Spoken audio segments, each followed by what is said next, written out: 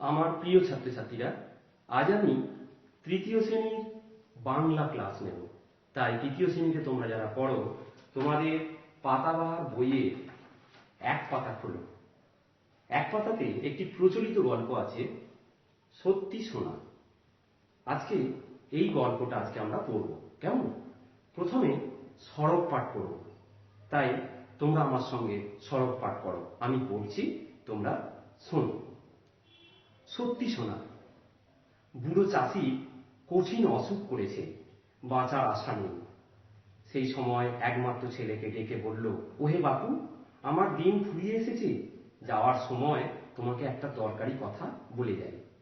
চাষির ছেলে ভারী অলস, অথচ টাকা পয়সার লোভ তার 16 আনা। তার ধারণা বাবা অনেক সোনা কোথাও লুকিয়ে রেখেছে। বাপকে বলল, তোমার লুকোনো সোনা কোথায় আছে তা তো বলে গেলে না। হেসে বুড়ো বাপ বলল, সেটা বলবো বলেই তো ডেকেছি তোমায়। শোনো, এই যে আমাদের চাষের জমি দেখছো, এর নিচেই পোঁতা আছে লুকোনো সোনা। আমি চোখ বুঝলে তুমি তা খুঁজে বার করে নিও। ওই কথা কটি বলেই চিরদিনের মতো চোখ বুঝল সে। ছেলের চোখ দুটো লোভে চকচক করে ওঠে। বাবা মারা যাওয়ার পর ছেলে তার বউকে বলল, বাবা তো বলে গেল আমাদের জমির তলায় সোনা পোঁতা আছে, কিন্তু ঠিক কোন জায়গায় আছে তা তো বলে গেল না। ছেলের বউ খুব বুদ্ধিমতী। সে বলল, তোমার গোটা জমিটা খুঁড়েই দেখতে হবে কোথায় আছে সোনা। ছেলে জমি চাষাবাদ করার কথা ভাবতে পারে না। সে চিরকাল শুয়ে বসে কাটিয়েছে, কিন্তু সোনার লোভ বড় লোভ। আবার আলসেমির রোগও কম নয়। তাই সকালে উঠে সে কেবল গড়িমসি করে। বউ যখন মনে করিয়ে দেয় সোনা খোঁজার কথা, তখন সে গজগজ করে, দূর, কোথায় সোনা পোঁতা আছে তার ঠিক নেই, কে যাবে খোঁড়াখুঁড়ি করতে? তার চেয়ে টেনে ঘুম দেওয়া অনেক ভালো। বউ বলে, তুমি মজুর লাগিয়ে জমি খোঁড়াও না, সোনা যদি পাও তবে আমাদের কপাল ফিরে যাবে। চুপচাপ বসে থেকে কি লাভ? বাবা যখন বলেছেন তখন চেষ্টা করে দেখতে দোষ কি? বউয়ের পরামর্শ শুনে ছেলে দুজন মজুর ডাকিয়ে জমি খুঁড়তে লাগিয়ে দেয়। তার বউ আবার এসে বলে, ওদের উপর ছেড়ে দিয়ে নিশ্চিন্ত হয়ে ঘরে বসে থেকো না যেন, তুমি কোদাল নিয়ে যাও। তা না হলে ওরা যদি সোনার তালটা পেয়ে যায় তবে তা সরিয়ে ফেলতে কতক্ষণ? ছেলে ভাবে, বউ ঠিক কথাই বলেছে, ওদের বিশ্বাস কি? ওরা যদি সোনার তাল সরিয়ে ফেলে তবে সব চেষ্টা বৃথা। তাই সেও একটা কোদাল নিয়ে কাজে লেগে যায় মাঠে। কাজ করতে করতে ওদের উপর নজর রাখার সুবিধে হবে। যত মাটি খোঁড়ে চাষির ছেলে, তত সোনার জন্য মরিয়া ওঠে সে। কিন্তু সকাল থেকে সন্ধ্যে পর্যন্ত 5 বিঘে জমি খোঁড়াখুঁড়ি করেও কোথাও এতটুকু সোনা পাওয়া গেল না। রাগে বিরক্তিতে অস্থির ছেলে তখন তার বউকে বলল, বাবা নিশ্চয়ই আমায় বোকা বানিয়েছে, সোনা দানা কিছু নেই, মিছিমিছি আমায় খাটিয়ে মারলে। বউ হেসে বলল, কিন্তু দেখো, জমিটা এখন ঠিক চাষ করার মতো হয়েছে। ছেলে তার বউয়ের মুখের দিকে তাকালো। বউ বলল, আর কদিন পরেই বর্ষা নামবে, এই তো বীজ বোনার সময়। বাবা প্রতি বছর এই সময় জমিতে ধান চাষ করতেন, কি সুন্দর ফসল হতো। শুনে ছেলে ভাবলো, জমিটা যখন খুঁড়েই ফেলা হয়েছে তখন ওটা এমনি ফেলে না রেখে চাষ করে ফেলাই ভালো।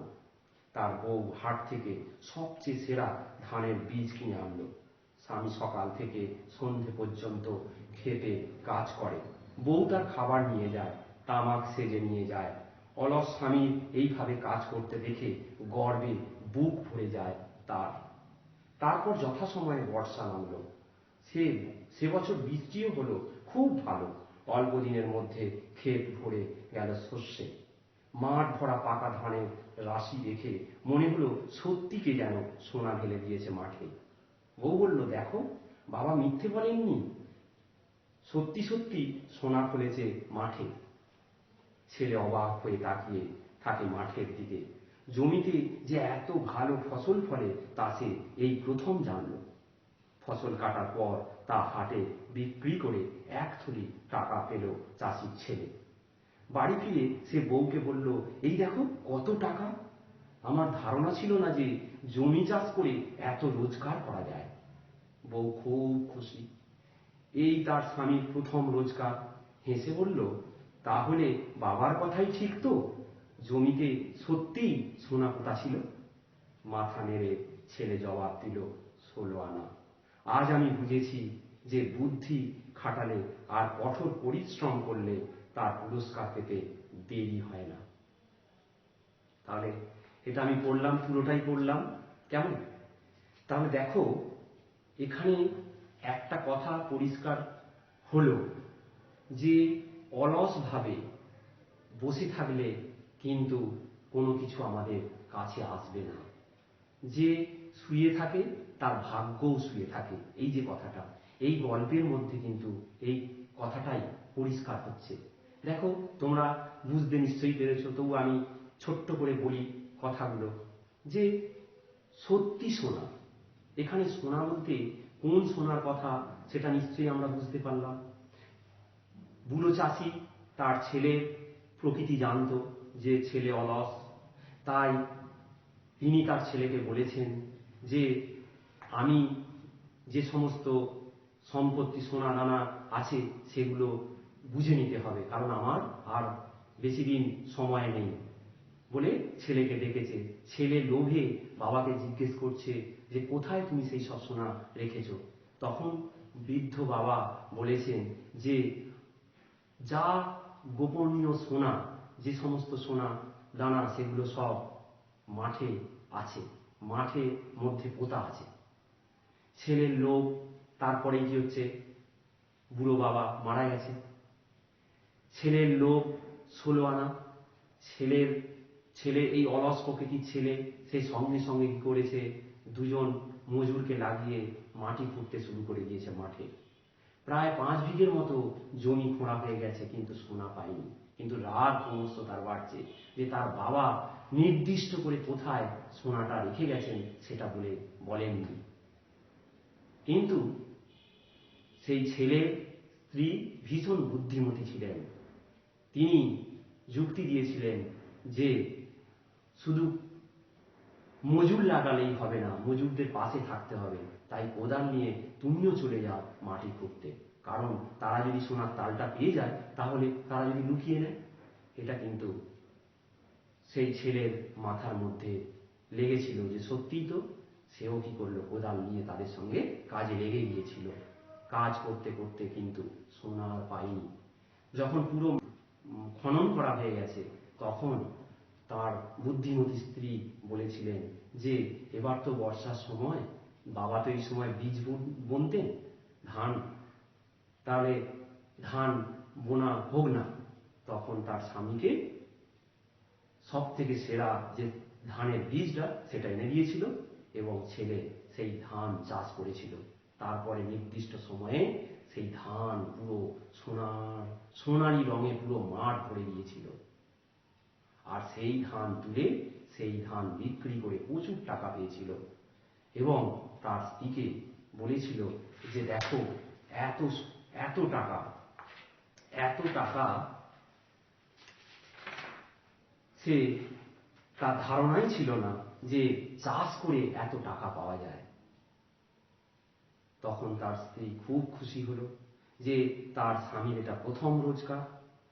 তাই তার স্ত্রী বলল তাকে যে তাহলে বাবা ঠিক কথাই বলেছিল, জমিতে সত্যিই সোনা পোঁতা আছে। এখন সোনা বলতে এখানে তাহলে বুঝতে পারছো, এই যে ধান, সোনালি ধান, এই ধান, এই যে ফসল, এই ফসল বিক্রি করে সে প্রচুর টাকা ইনকাম করেছিল। কেমন? তাহলে এখানে তার ধারণা হলো যে অলস বসে থাকলে হবে না, বুদ্ধি খাটিয়ে কঠোর পরিশ্রম করলে তার পুরস্কার পেতে দেরি হয় না। এটা কিন্তু সেই ছেলে বুঝতে পেরেছিল। কেমন? তাহলে এই হচ্ছে গল্পটা। এখানের মধ্যে যে সমস্ত অজানা শব্দের অর্থ সেগুলো আমি ভুলে লিখেছি এখন। কঠিন, শক্ত, দরকারি, কাজের, 16 আনা, পুরোপুরি, চুকে যাওয়া, সম্পন্ন হওয়া, গড়িমসি, আলসেমি, মরিয়া, বেপরোয়া, শস্য, ফসল, ধারণা, বোধ, পরিশ্রম, খাটুনি। এবার দেখো বিপরীত অর্থ, বিপরীত যে শব্দ, উল্টো অর্থগুলো দেখো। বুড়ো, জোয়ান, বাঁচা, মরা, দোষ, গুণ, মিথ্যে, সত্যি, কঠিন, সহজ, পুরস্কার, তিরস্কার, অলস, কর্মঠ, বুদ্ধিমতী, বোকা, ভালো, খারাপ। এইগুলো বিপরীত অর্থ। তাহলে শব্দার্থ এবং বিপরীত অর্থ পাশাপাশি লিখেছি, কেমন? তোমরা এটা বারবার পড়বে। এই গল্পটা খুব সুন্দর একটা গল্প, যে যার ভাগ্য, আমি একটা কথা বলছি, আবারও বলছি, যার যে শুয়ে থাকে তার ভাগ্যও শুয়ে থাকে। অর্থাৎ অলস যারা, তাদের কিন্তু জীবনে ভীষণ দুর্যোগ নেমে আসে, তাই না? কিন্তু যদি আমি পরিশ্রম করি, নিশ্চয়ই তার সাফল্য একদিন আসবেই। কেমন? তোমাদের পড়াশোনার ক্ষেত্রেও তাই। যে পরিশ্রম করে পড়াশোনা করছে সে নিশ্চয়ই ভালো ফল করে, রেজাল্ট করে। আর যে পড়াশোনা করে না, অলস, তাদের কি হচ্ছে, রেজাল্ট খারাপ হয়। কেমন? তাহলে এই শিক্ষাটাই আমরা এখান থেকে পাচ্ছি। তোমরা এই যে প্রশ্নগুলো আছে 6 পাতার, 1-এর দাগে, 2-এর দাগে, 3-এর দাগে, 4-এর দাগে, 5-এর দাগে, 6-এর দাগে, এগুলো তোমরা করে ফেলবে। কেমন? এইটা একদিনে যদি না পারো, 2 দিন 3 দিন ধরে এটা করে এই প্রশ্নের উত্তরগুলো লিখবে। কেমন? লিখে হোয়াটসঅ্যাপে পাঠাবে। তাহলে তোমাদের বাংলা ক্লাস আজকে আমি এখানে শেষ করছি। তোমরা সবাই খুব ভালো থেকো, সুস্থ থেকো এবং সাবধানে থেকো। আর বাবা মায়ের কথা অবশ্যই মেনে চলো।